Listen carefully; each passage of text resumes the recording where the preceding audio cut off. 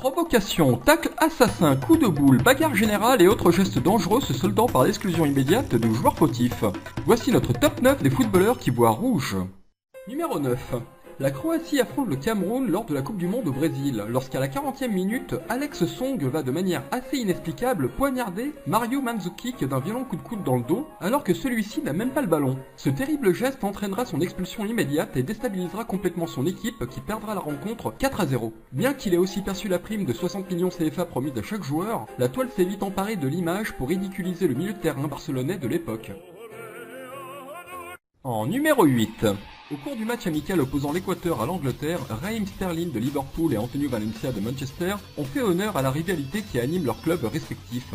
La star équatorienne n'a pas supporté le tacle appuyé du jeune Raheem Sterling qui l'a immédiatement pris à la gorge. Réaction à chaud normale mais interdite, il fait bien comprendre à Sterling que c'est la dernière fois qu'il le cisaille ainsi et est à deux doigts de lui balancer une droite. Mais là où le match aurait pu basculer dans la baston générale, c'est que Sterling ne bronche pas, sûrement conscient de la gravité de son attentat. L'arbitre de la rencontre a logiquement expulsé les deux.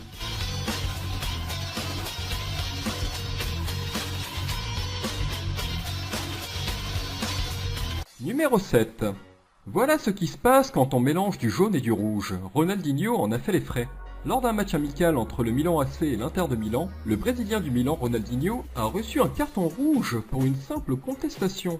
Un peu sévère me direz-vous? Oui, car l'arbitre de la rencontre, M. Gonzalez, s'est en effet trompé, ce qu'il a vu de suite. Il s'est alors empressé de rectifier son geste et de mettre un carton jaune à Ronaldinho. Le génie brésilien et M. Gonzalez ont préféré en rire et le jeu a pu reprendre par la suite.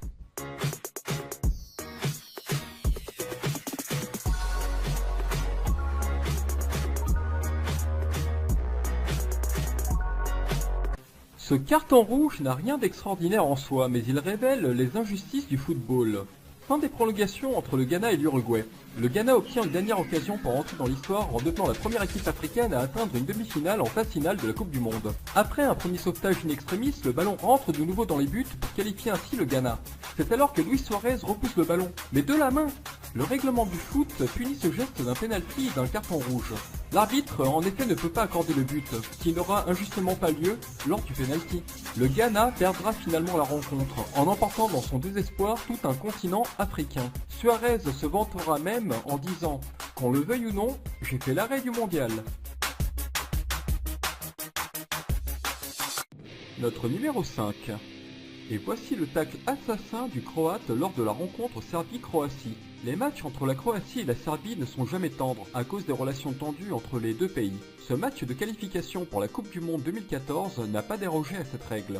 L'attaquant Miralem Sulejmani peut désormais témoigner qu'ils sont risqués. Lorsque lancé en contre, le défenseur croate Josip Simunic va venir balayer d'un tacle des plus violents le joueur qui partira en vol plané à la suite de cet attentat.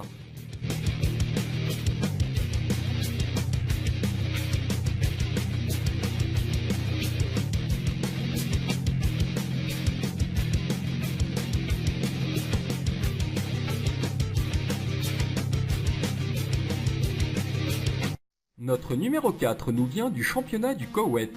Alors qu'il vient de siffler un penalty en faveur d'Al Arabi, l'arbitre se retrouve encerclé par les joueurs adverses, mécontents de sa décision. Les images qui vont suivre sont tout simplement surréalistes. L'arbitre va en effet complètement perdre son sang-froid en distribuant coups de poing et coups de pied à des joueurs qu'il expulsera à tour de rôle.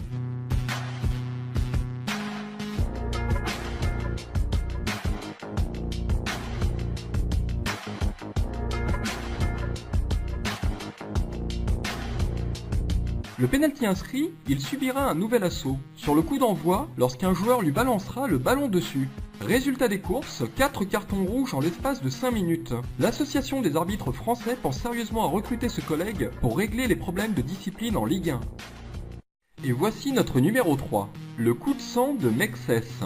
C'est le défenseur français de l'AC Milan, Philippe Mexès, qui après avoir été provoqué toute une partie du match et suite à une faute en fin de partie, qui va venir étrangler son adversaire, le capitaine de la Lazio, avant de lui asséner un coup de poing dans les côtes. Image complètement hallucinante sur un terrain de football. Plusieurs coéquipiers sont venus pour calmer la conduite de bad boy de cet ancien international français. Aussi étonnant, malgré la nature violente de cette altercation, Mexès n'écopera que de 4 matchs de suspension.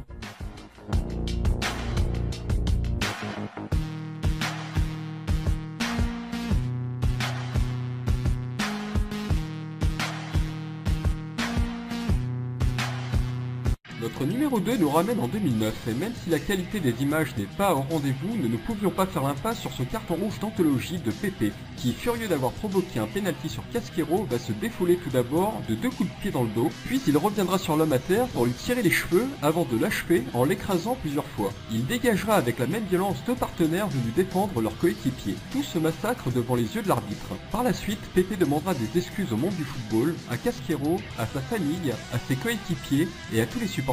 Ce comportement indigne d'un grand joueur lui valera 10 matchs de suspension. En numéro 1, c'est avec un pincement au cœur que nous attribuons la première place de notre classement à notre Zizou national pour son tristement célèbre carton rouge lors de la finale de la Coupe du Monde contre l'Italie en 2006. 110 minutes de jeu et un partout lorsque l'arbitre arrête le match.